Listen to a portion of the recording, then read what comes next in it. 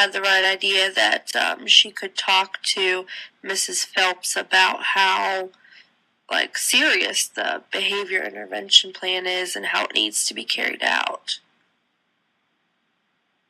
My understanding that the IEP is a legal document, and if you don't follow that as a teacher, or as if these things are not provided for the student, then we are held legally for that. So if a parent wants to file a grievance or a state complaint, they can do that if everyone who has signed that document hasn't followed through with what they said they would do.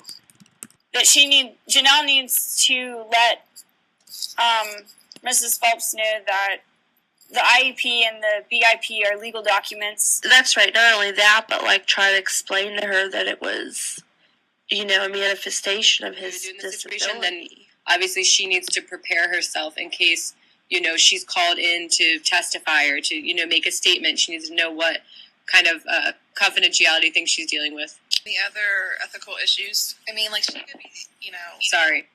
Phelps saying stuff to her, complaining about him, or saying things that, I don't know. I'm trying to think, she, being inappropriate with her. I don't know. She had to be careful to use that. If she did have to go to court, try not to use that against her and other things like that.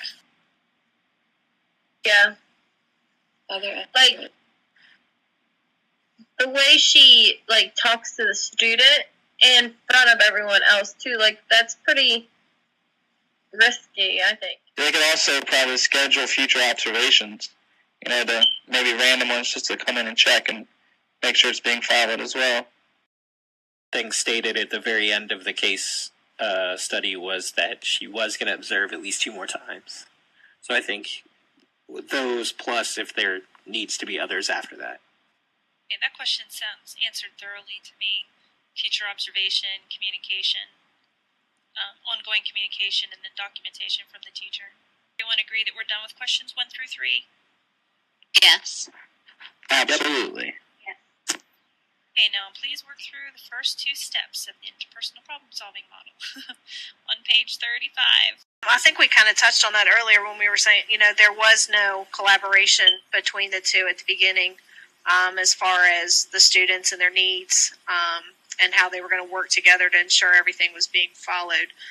So I think that would be a big chunk of it right there. It says assess factors related to likelihood of problem-solving. What might happen if the problem's not addressed? Is this the part we have to write it as a question? No.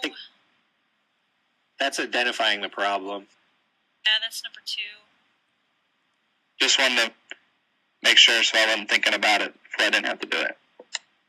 We did answer most of these in our discussion, but are participants committed in problem solving? I think we all agree that that's a yes.